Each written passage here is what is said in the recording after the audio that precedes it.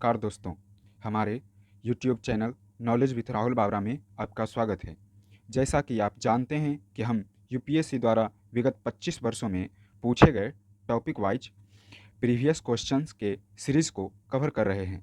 हमने पिछले वीडियो में 1 से 10 तक के प्रश्नों को कवर किया था। इसी कड़ी को आगे जारी रखते हुए हम आगे के प्रश्नों पर बढ़ते हैं। हाँ, अगर वीडियो अच्छा लगे तो इसे लाइक करना और चैनल को सब्सक्राइब करना ना भूलें। तो चलिए हम आगे के प्रश्नों पर बढ़ते हैं। हमारा अगला प्रश्न संख्या 11 है। देवदासी संस्था के प्रसंग में निम्नलिखित में से कौन सा मंदिर समाचारों में चर्चित रहा है? तो बताइए, देवदासी संस्था के लिए कौन सा मंदिर समाचारों में चर्चित रहा है?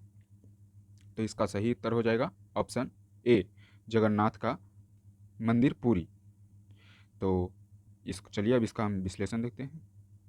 कह रहा है, पुरी का जगन्नाथ मंदिर देवदासी संस्था के प्रसंग में चर्चित रहा है। तो चलिए अब अगले प्रश्नों पर बढ़ते हैं। हमारा अगला प्रश्न है प्रश्न संख्या 12। कह रहा है, आरंभिक वैदिक साहित्य में सर्वाधिक वर्णित नदी है। तो बताइए, वैदिक साहित्य में सर्वाधिक बार किस नदी का वर्णन मिलता है? तो इसका सही उत्तर हो जाएगा ऑप्शन ए, सिंधु। अर्थात सिंधु नदी का वर्णन वैदिक साहित्य में सर्वाधिक बार किया गया है। तो चलिए अब इसका विश्लेषण देख लेते हैं। कह रहा है कि आरंभिक वैदिक साहित्य में सर्वाधिक वर्णित नदी सिंधु है। दूसरी सर्वाधिक महत्वपूर्ण एवं पवित्र नदी सरस्वती है। यहाँ ध्यान दीजिएगा, अगर पवित्र नदी के विषय में पूछा जाए तो वो सरस्वती है। गंगा का सिर्फ एक बार एवं यमुना का 3 बार उल्लेख है। तो इस तरह सिंधु का वर्णन वैदिक साहित्य में सर्वाधिक बार देखने को मिलता है। चलिए अब अगले प्रश्नों पर बढ़ते हैं। हमारा अगला प्रश्न है प्रश्न संख्या 13। कह रहा है, निम्नलिखित में से कौन सा आरंभिक जैन साहित्य का भाग नहीं है? तो चलिए बताइए, इसमें किस रचना का जो संबंध है वो जैन धर्म से नहीं है? तो इसका सही उत्तर हो जाएगा ऑप्शन ए, थेरी गाथा।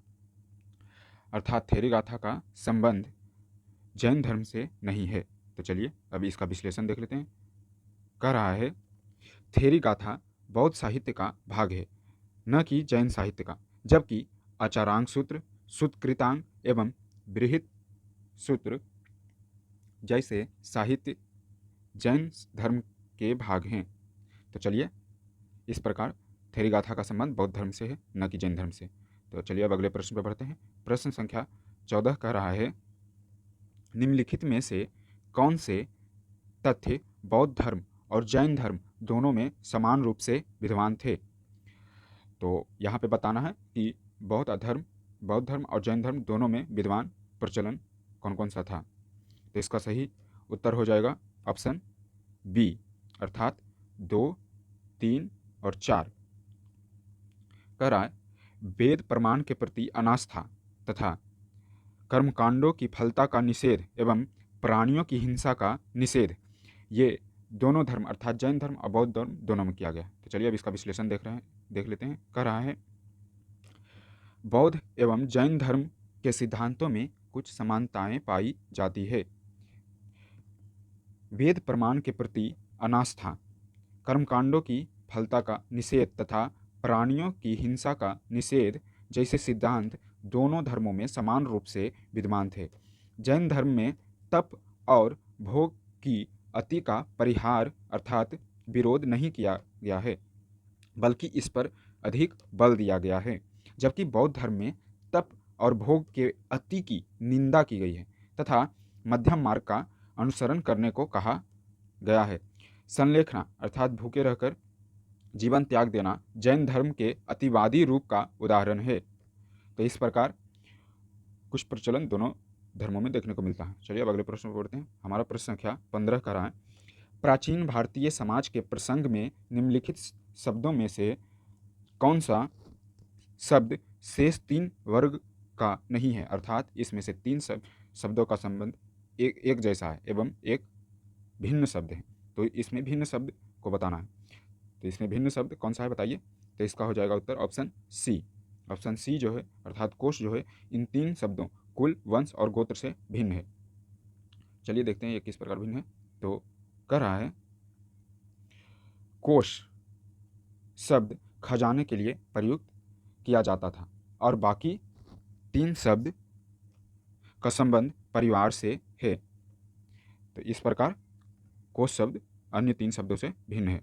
चलिए अब अगले प्रश्न पे बढ़ते हैं। प्रश्न संख्या 16 कह रहा है, निम्नलिखित में से कौन गुप्त काल में अपनी आयुर्विज्ञान विषयक रचना के लिए जाना जाता है? तो चलिए बताइए इसमें किनका संबंध जो है वो गुप्त काल के आयुर्विज्ञान रचनाओं से संबंधित है। तो इसका सही उत्तर हो जाएगा ऑप्शन डी, सुश्रुत। सुश्रुत का संबंध गुप्त काल में आयुर्विज्ञान विषय की रचना के लिए जाना जाता है। तो चलिए इसका विश्लेषण देखते हैं। कह रहा है, सुश्रुत गुप्त काल में अपनी आयुर्विज्ञान विषयक रचना सुश्रुत संहिता के लिए जाने जाते हैं। इनका आविर्भाव अर्थात जन्म चरक के कुछ समय बाद हुआ था। इन्होंने शल्य चिकित्सा के 121 उपकरणों का उल्लेख किया है। इन्हें शल्य चिकित्सा का एवं प्लास्टिक सर्जरी का जनक माना जाता है। तो इस प्रकार सुश्रुत जो थे वो गुप्त काल के आयुर्विज्ञान विषय के रचनाकार थे। तो चलिए अब अगले प्रश्न पर बढ़ते हैं। प्रश्न संख्या 17। प्रश्न संख्या 17 कह रहा है, निम्नलिखित में से किस मूर्ति कला में सदैव हरित स्तरित चट्टान अर्थात शिष्ट का प्रयोग माध्यम के रूप में होता था? तो चलिए बताइए इसमें किस प्रकार की मूर्ति कला में हरित स्तरित अर्थात शिष्ट का प्रयोग होता था? तो इसका सही उत्तर हो जाएगा ऑप्शन सी, भरहुत मूर्ति कला। अर्थात भरहुत मूर्ति कला में हरित स्तरित चट्टान अर्थात शिष्ट का प्रयोग माध्यम के रूप में होता था। तो चलिए अब इसके विश्लेषण को देख लेते हैं। कह रहा है, भरहुत स्तूप 3री शताब्दी ईसा पूर्व में मौर्य सम्राट अशोक ने स्थापित करवाए थे। तो ध्यान रखिएगा यहाँ भरहुत मूर्ति कला का संबंध जो है वो सम्राट अशोक से, परंतु 2री शताब्दी ईसा पूर्व में शुंग काल के दौरान इन स्तूपों पर कलात्मक कार्य प्रारंभ हुए। भरहुत से प्राप्त अवशेषों में बुद्ध की पूर्व जन्म की जातक कथाओं के दृश्य तथा वृक्ष, वेदिकाएं, पुष्प, जानवरों की आकृतियां आदि रेखांकित कर बनाई गई है। भरहुत मूर्तिकला में सदैव हरित स्तरित चट्टान अर्थात शिष्ट का प्रयोग माध्यम के रूप में होता था। तो इस प्रकार भरहुत स्तूप में शिष्ट का उपयोग माध्यम के रूप में होता था। चलिए अब अगले प्रश्नों पर बढ़ते हैं। प्रश्न संख्या 18 कह रहा है, सूची 1 को सूची 2 से सम्मिलित कीजिए तथा इन सूचियों के नीचे दिए गए कूट का प्रयोग करके सही उत्तर का चयन कीजिए। तो इसमें सूची 1 में कुछ विद्वानों के नाम दिए गए हैं और सूची 2 में उनसे संबंधित रचनाओं क्षेत्रों के नाम दिए गए। तो बताइए किस विद्वानों का संबंध किस क्षेत्र से था? तो इसका सही उत्तर हो जाएगा ऑप्शन सी, ऑप्शन सी। अर्थात विशाख दत्त का जो संबंध था वो नाटक से था, वराहमिहिर का जो संबंध था वो खगोल विज्ञान से था, चरक का संबंध जैसा कि आप सब जानते होंगे पीछे भी हम चर्चा किए हैं संबंध चिकित्सा से था, और ब्रह्मगुप्त का संबंध गणित से था। चलिए अब हम इसका विश्लेषण देख लेते हैं। कह रहा है, विशाख दत्त का संबंध नाटक से है जिन्होंने मुद्रा राक्षस नामक नाट्य ग्रंथ की रचना की।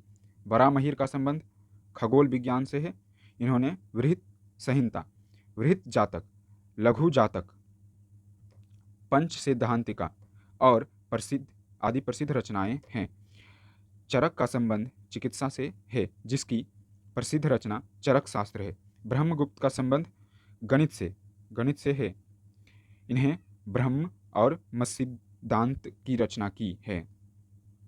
तो इस प्रकार अब इसका विश्लेषण अब अगले प्रश्न पे बढ़ते हैं। हमारा प्रश्न संख्या 19 करा, प्राचीन भारत के निम्नलिखित धर्म ग्रंथों में से किसमें पति द्वारा परित्यक्त पत्नी के लिए विवाह विच्छेद की अनुमति दी गई है? तो चलिए बताइए कौन सा धर्म ग्रंथ है जिसमें पति द्वारा परित्यक्त पत्नी की विवाह विच्छेद का अनुमति दी गई है? तो इसका सही उत्तर हो जाएगा ऑप्शन डी, अर्थशास्त्र। अर्थात अर्थशास्त्र में पति द्वारा परित्यक्त पत्नी के लिए विवाह विच्छेद का अनुमति दिया गया है। तो चलिए अब इसका विश्लेषण देख लेते हैं। करा, अर्थशास्त्र में पति द्वारा परित्यक्त पत्नी के विवाह विच्छेदन की अनुमति दी गई है। अर्थशास्त्र की रचना कौटिल्य द्वारा की गई थी। यह राजनीतिक शास्त्र पर लिखी गई पुस्तक है। विवाह विच्छेद के लिए अर्थशास्त्र में मोक्ष शब्द का प्रयोग किया गया है। इस प्रकार अर्थशास्त्र वह ग्रंथ है जिसमें पति द्वारा प्रत्यक्त पत्नी की विवाह विच्छेद का अनुमति देता है। चलिए अब अगले प्रश्नों पर बढ़ते हैं। हमारा प्रश्न संख्या 20 कह रहा है, सूची 1 को सूची 2 से सम्मिलित कीजिए और सूचियों के नीचे दिए गए कूट का प्रयोग करके सही उत्तर का चयन कीजिए। इसमें सूची 1 में यहाँ पे कुछ राजवंशों के नाम दिए गए हैं और सूची 2 में उससे संबंधित स्थलों के नाम दिए गए हैं। तो बताइए किस राजवंश का संबंध किस स्थान से था। तो इसका सही उत्तर हो जाएगा ऑप्शन बी, अर्थात गुप्त राजवंश का जो संबंध था वो देवगढ़ से था, देवगढ़ से। चंदेल राज का जो संबंध था वो खजुराहो से था। चालुक्य राजवंश का जो संबंध था वो बादामी से था और पल्लव वंश का संबंध पनमलई से था। तो चलिए अब इसका विश्लेषण देख लेते हैं। कह रहा है, वंश एवं स्थान का सही संबंध इस प्रकार है। गुप्त काल का संबंध देवगढ़ से, चंदेल का संबंध खजुराहो से, चालुक्य का संबंध बादामी से एवं पल्लव का संबंध पनमलई से। इस प्रकार आज का वीडियो समाप्त हुआ। अगले प्रश्नों की चर्चा अगले वीडियो में करेंगे। तो अगर वीडियो आपको अच्छा लगा तो इसे लाइक और सब्सक्राइब न करें। Thanks for watching.